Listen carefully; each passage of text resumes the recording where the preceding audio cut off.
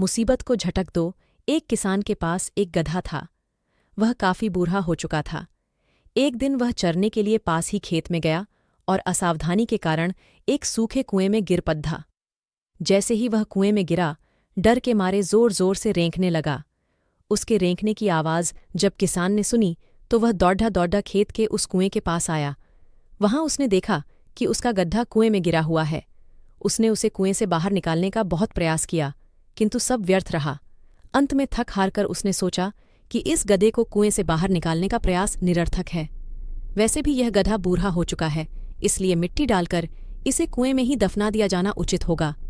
वह गांव गया और वहां से कुछ आदमियों को कुएं में मिट्टी डालने के लिए बुला लाया। हाथ में फावदा लिए वे आदमी कुएं पर पहुंचे और फावदे से मिट्टी उठाकर कुएं में डालने लगे। जब गधे के ऊपर मिट्टी गिरने लगी तो वह समझ गया कि क्या होने वाला है और वह बुरी तरह रेंकने लगा। किसान ने जब उसे देखा तो उस पर उसे दया भी आई, लेकिन अब वह क्या कर सकता था। कुएं से बाहर न निकाल पाने के कारण उसने तो गधे को वहीं दफन करने का नाम बना लिया था। लोगों का कुएं में मिट्टी डालना जारी रहा। इधर कुछ देर तो गधा बुरी तरह रेंकता रहा, लेकिन फिर न जाने क्या हुआ कि वह शांत हो गया। किसान को उसके शांत होने पर हैरत हुई और उसने कुएं में झांक कर देखा।